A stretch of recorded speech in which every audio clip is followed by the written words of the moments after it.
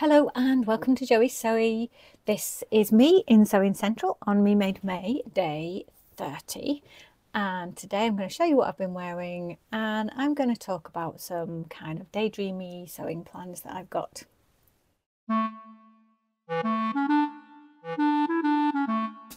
What I'm wearing now is not what I started off the day wearing, and is not what I will end the day wearing. Fridays are often like that because they're not usually seeing clients work days, so I don't wear work clothes, and I often do various activities, and that is the case for today. So I will show you what I started off wearing, which will be here, and it is some leggings and a thermal top with a not me made but handmade by someone else shirt that I absolutely love. So this was an amazing vintage find which I bought from another seamstress who was a professional seamstress. I can't even remember how I found it because I wasn't looking for it, but as soon as I saw it I was just in love with the fabric manipulation and the way that she's joined the pattern, and we chatted on Vinted before and after I bought the shirt, and she was generous enough to give me a copy of the pattern that she had made herself for the shirt. It was inspired from a book called Pattern Magic, possibly Pattern Magic 3, I don't know, there's more than one of those, by a Japanese author that I cannot pronounce the name of. Wait a minute, I have one of the books. Oh, where are you? Here we are. Tomoku Nakamichi. It's probably not actually that hard. You may have seen these books before. Here you go. So there's more than one of these books, and it's all about fabric manipulation, and they're amazing. It does kind of tell you how to do the patterns, but it is not the kind of book that actually has loads of patterns in it. So it's quite advanced, but also actually just really inspiring to have a look at, and a little bit related actually to what my sewing dreaming is. But I digress, because there is a me made part of what I'm wearing today, and it is the leggings, but not even the leggings that are on the top layer. So I'm wearing 2 layers of leggings, partly because activity number 1-ish that I've done today was to go on a mountain walk in the Lake District with my husband. So I knew I needed to wear something active wear. I also knew it might not be super warm. My me made leggings fit really well, but they are made for indoor use. They're not thermal or anything. The outer leggings that I have on are ready to wear, so me made, are on the inside, and you'll see a little bit in the video where I kind of pull down my waistband and I'm pointing at my me made leggings. They're in there. The outer layer is some kind of they're Marks and Spencer's, but they're supposed to be like shapewear. The lycra in these outer leggings really means it. It is pretty hefty in terms of how it pulls. But they do give a really nice shape. But I do find also if I wear them on their own, just single layer, they actually make things quite lumpy. Not super flattering, but if I put another layer of leggings underneath, everything is really smooth. So that's what I usually do, and today it was also from a practical point of view.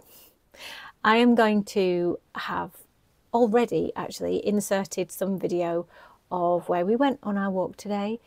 It was a kind of the back of beyond Lake District, because we don't live in the middle, we don't live in the touristy bits, we live right out on the west side, and this is up hills. Well, we went up Blake Fell. We went up it because it was my husband's 100th ascent of this particular fell. It is one of those that he would normally get up in the morning before breakfast and run up a mountain. I told you that a few days ago, I wasn't joking. We walked and it wasn't before breakfast. But because it was his 100th, he said, I want you to come with me on this one and we'll just walk it. So that is what we did. Took us about 3 hours. When he runs it, it takes him about 1. Anyway, I don't really even like going up mountains. I was very miserable all the way up, but I was absolutely fine all the way down. So that was clothes number 1. I took the shirt off, so potted around the house in the shirt, took that off, put this jumper over the top to go for the walk, went for the walk, came back, have been doing this, and then later I'll be changing to go out because I'll be going to yoga, and then when I get back I'll definitely be wearing pyjamas. Actually, I will insert you a little bit of footage from our walk because there were some points where it was just so peaceful. So you can have a little minute or two of lovely countryside. If that's not your bag, just fast forward a couple of minutes and we'll be back with the sewing.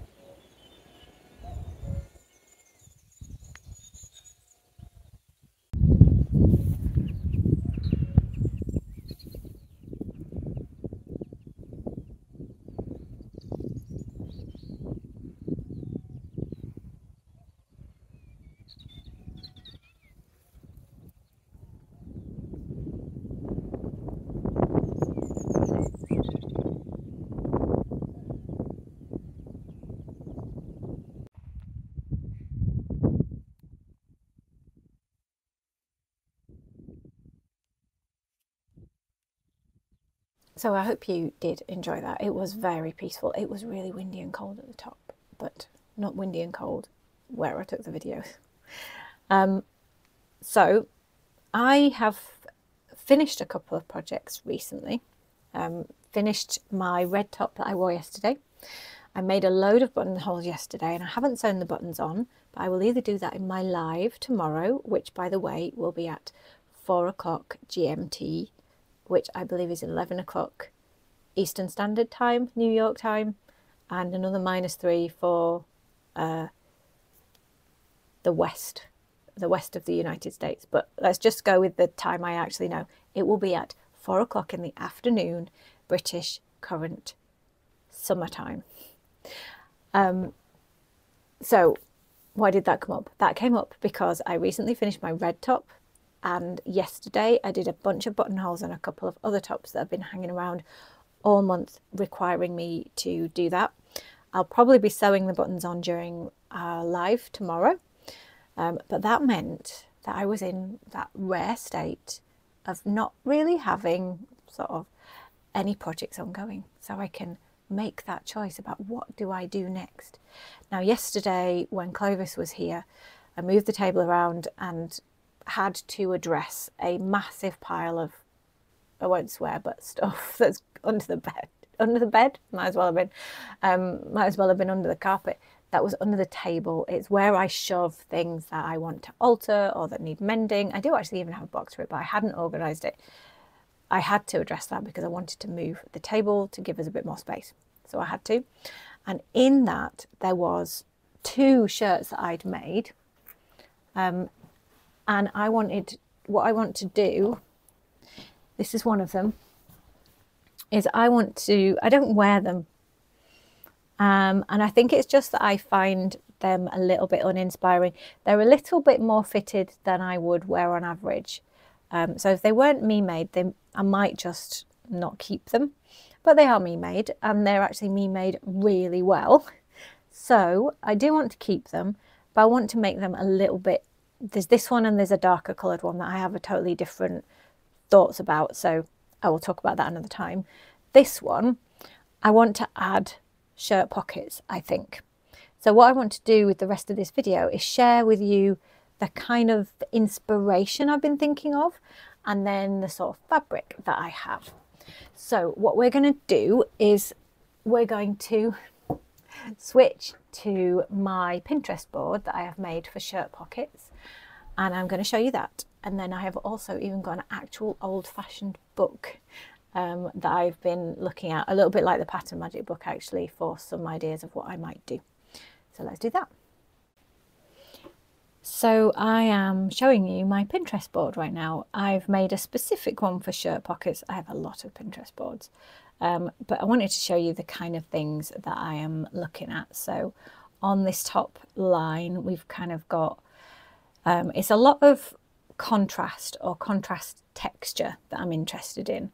Maybe bringing in some folding and things. So like down here, obviously this yellow dress is not a pocket, and this is not a pocket, the pink one over here, but they are different textures. At the top, on that yellow t-shirt, top left here, we've got some like really free form, probably like free motion embroidery style thing over the top of the pocket that I really quite like. We have the contrast line of stripes underneath the black contrast pocket. There's really delicate hand embroidery, different shapes of pockets. Down on the next line, I really like the contrast dark blue with the white on top. Or we have the light blue behind the white behind the light blue, and the dark black line just behind the white pocket. So those are kind of, I really love those contrast colours. Definitely something that I would like to bring in my thrift haul.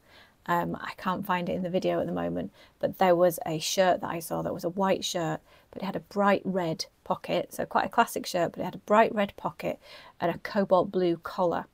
And I just loved it. I didn't buy it because I already had these aspirations to do this. And although I don't feel like I've been restrained at all this month with buying things, probably gone way too far with that, I didn't buy that. Because I had these two shirts that, even though I'd slightly forgotten about them, I knew they were in the dusty recesses of my mind somewhere. So further down my Pinterest board, we've also got some of these like fabric manipulations. So we have the what's called shark's tooth. Now I'm not a quilter, so if you're a quilter, you're probably going to recognise some of these techniques well better than I do. So I apologise for anything I mangle. But here on the pink one, we've got shark's teeth. Pleating and creating of texture. I love this circular pocket with a circular pocket flap. I don't know if it's the right thing for the current project, not sure. I was sort of thinking square, or at least non-rounded shapes, but I do like that as an idea. Got shark's teeth again here for pleating, and then I also really like the pleating on this shirt and the sort of applique flowers that we have here that aren't even a pocket. I mean, I guess you could make them a pocket, but they're really just an applique. I like the personality of the embroidered word pocket on the bottom one here. The gathering is really interesting and leads on to what I have in the book that I've been looking at. And again, we've got some pleating. So I kind of have, I guess, thinking about it, there's sort of two classes of ideas that I'm thinking about. There is the fabric manipulation, pleating, gathering and stuff like that, and then there's contrast colour, and I could do both. Sometimes I feel like I am too quick to do everything, and I make anything I make look like a trifle because I've put all the ideas into one garment, whereas aesthetically what I would really like, and probably what would be more effective, is to pare it down to one strong idea. But I don't know, that's not as fun to make, is it? That's where I always fall down. Anyway, so what I'm going to do now is I'm going to show you the book that I've been looking at to kind of, it's called The Art of Manipulating Fabrics. Here it is. And there are a few techniques in here with a little bit of how-to in this book. Again, it's a relatively advanced one. It's definitely a how-to book, but it's not an easy book, I would say, which I quite like about it. It's got a lot of complex things in that you can take from it. So let's have a look at what is in there. And I'm just going to flip through to the things that caught my eye, because if we flipped through the whole book, we'd be here a whole day. So one of the things I was thinking about was here, which is called furrowing, which, as far as I can tell from reading it, this here, you basically get a square and then gather the edges and then basically tack it and tack it and tack it in various different places. There's no back view,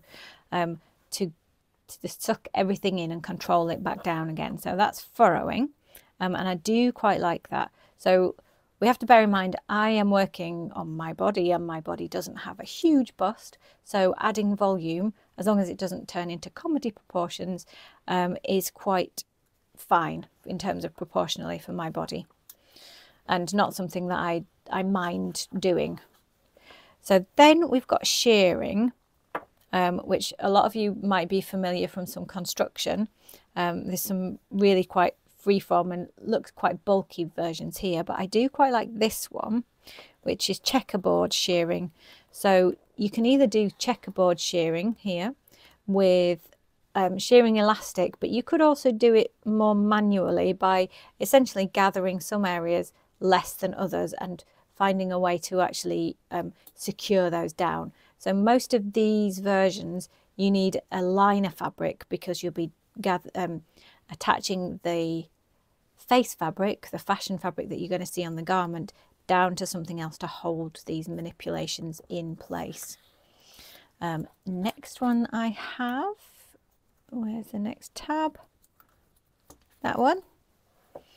This is in the pleated section. Oh yeah, so I really liked these pleats here, and particularly actually the diagonal one. So it's much more simplified, not necessarily simple, because it's going to take some very significant pressing to achieve that, but I think that could be really great as a pocket. Again, you need edges somehow, so you would either bind the edges if that was going to be a pocket.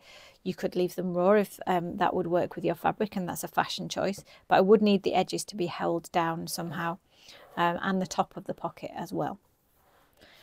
And then next we have pleating again, but slightly more sort of free-form pleating.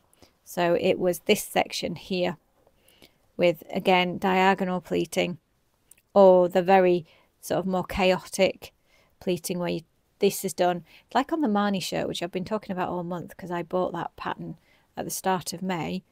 It has a section where you pleat down on the Marnie shirt, and then they're all secured going that way, but then you turn and flip some over at some section so that the fabric turns itself. There is probably a technical word for that, and I don't know what it is, but it creates this kind of effect, and that's the same effect but going the other way. And obviously these aren't done in a very structured, rigid, uniform pattern. These are done quite deliberately freeform. I have a tendency to go for freeform because it means you have to be less precise as well. So next page, what we got here? Oh yeah, so this is tucking. It's kind of pleating as well, but it's really interesting because it's tucking that goes in all sorts of different directions. So this was my favourite one. I love the chaos of it. It also follows on with what I was just saying in terms of I quite like doing things in an organic way because you don't have to be as precise. These versions at the top here are also freeform in terms of kind of, to some extent, they're not, actually looking at it, there might be a rigid pattern. Yeah. Definitely not as freeform as here. Anyway, and this one aesthetically attracted me more. If I were to do that, I'd have to take a much, much bigger square than I want, or size of fabric than I want. and then just begin to tuck it. It says tucks that crisscross each other any which way is how that's described. So you start with one, and then you make the next one wherever you want it to be, and then you make the next one and the next one. You could secure some of them down with stitching eventually, and you probably would, but you don't have to begin with, or you could be securing a lot of these as you go. Some of them you're definitely going to need to secure some of it in order to keep the structure, but I guess it's very much a try it out and see. And probably whatever technique I use, I will definitely be using the try it out and see method. And then the final thing that I saw in this book, that at the time when I saw it might well have been my favourite idea, or the one that felt most like what I might do now, is this one. So in terms of the book, it's described as tuck fabric cut into strips and reassembled to stagger the lines of the fold. So this has been one piece of fabric once upon a time, all pleated in a uniform pattern, and you can kind of see that, but then cut horizontally and staggered. I mean, you could just arrange it randomly so that now that once approximately uniform pattern, because the pleats are slightly different sizes, is now all offset. And I think that would be quite fiddly but quite doable on a pocket scale, and actually would add a little bit of bulk to the bust area, but not a crazy comedy amount of bulk. So when I was looking, I actually didn't go through this book chronologically, so not from start to finish as I've shown you, but this one happens to be the last one, and this one was the one that probably was my favourite. But then I started looking at fabric, so I'm going to take you over and show you sort of my fabric options and where my brain's at with that. So I have the shirt laid down on the table down here, and I'm going to show you in a minute. And I have in my sewing room, for good or for ill, I have boxes and boxes of fabric scraps, one per colour family. This is blues and greens. It's probably my fullest. And I try to minimise what I keep, which is why I have one box and I'm not allowed to go over it, because there have been times where I'm like, keep all the scraps. I'm never going to use them all. I'm really not. So, but I do keep a box. So that's where we're getting these fabrics from. Some of them you might recognise, because I definitely have some from my recent Samara pants, the first pair that I made, that might go into this project. And some of them will be completely new to you. So let's just move the camera down so I can show you where I'm at with thinking. An early option, and possibly still one of my favourites, is this, which is white, slightly ivory, dupion silk. So this would lend itself really well to some of the fabric manipulation options, because it's a completely, well, virtually plain fabric. It's a really beautiful fabric. It would be really special. And the white is pretty close, certainly not contrasting and looking wrong against the white stripe in the blue. So it'd be a pretty classic combination, so fairly easily wearable, and also lend itself to pressing and to doing fabric manipulation. Then as I was getting the box out, I was like, oh yeah, I have some Samara trouser stuff, which is definitely a different blue, but it's not a blue that I find doesn't work personally, partly because in this pattern, this is quite a lilac-y colour, which is, this blue is quite lilac-y as well. So that's a maybe, and probably not a favourite maybe.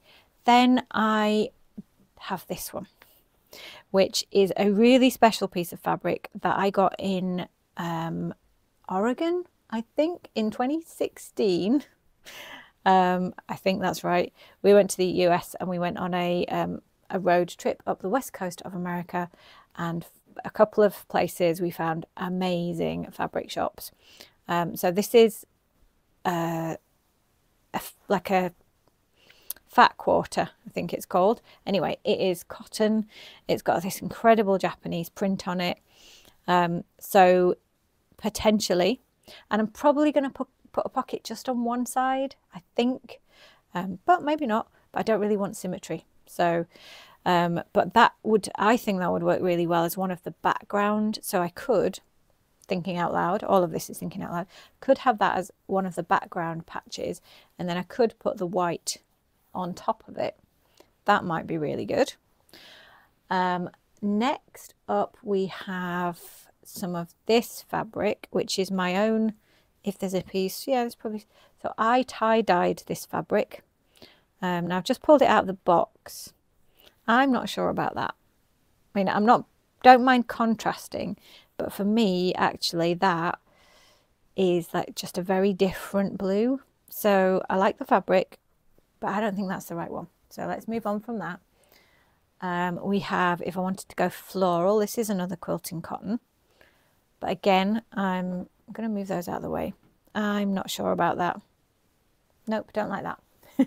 I'm sure you guys will have your own points of view and favourites. I know in here I literally have some pieces of shirt that I've cut.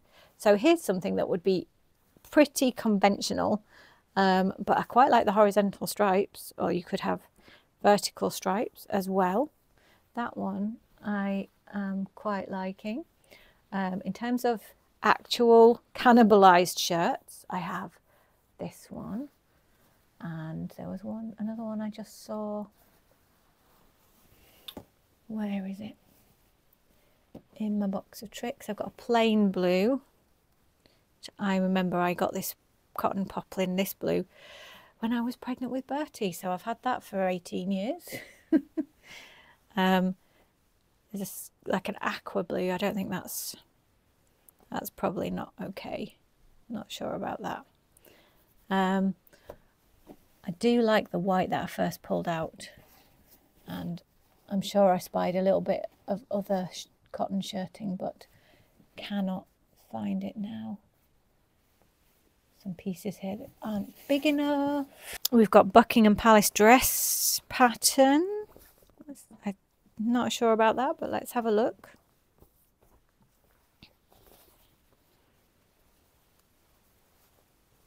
Yeah, I mean, it could work, but I don't think it's what I'm thinking about for this.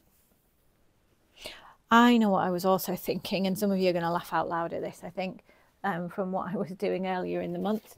So if you remember, I was thinking about doing red silk with everything, wasn't I? And there is a big part of me that knows that putting red on here would be amazing. I haven't done anything with that yet, but that would be incredible. I could put, what if I did the red with the stripe? That could work quite well. So probably what I need to hear from you is, what do you think about these various ideas? Do you have opinions about, do we go quite classic and white, or do we put some red in here with the stripe? I think the ones I've got here right now are my favourites. Yeah, probably my favourites of the ones I've pulled out. But what combination would you do? And would you do some pleat fabric manipulation as well? I honestly don't know what I might choose to do. So I would love to hear your opinions. Maybe by the live tomorrow at 4 o'clock in the afternoon, British summertime, I might have a decision for you. I might even have done some of it, or I might not have. So let's find out. Thank you very much for watching to the end with my possible fabrics. Honestly, this is what it is like inside my head when I'm not focused on a single project. I'm just like, oh, it could be like this, could be like that. I don't actually like making the decision, because then I have to do one thing rather than imagine 17 possibilities. That's when my brain gets really excited. I'm sure some of you will relate, and some of you will probably find that super frustrating. Whichever it is, I hope you enjoyed the video, and I hope you're having a lovely Friday, and continue, if you're watching this on Saturday or Sunday or any other day, hope your day is great. I am going to leave you now, and as I say, I will be back live. Got to work out how to do that, but I'll be there at 4 o'clock tomorrow afternoon, British summertime. Work out what time that is wherever you are in the world. If it's not even the 31st of May anymore, then it will be there as a recorded video. Thank you again. See you tomorrow.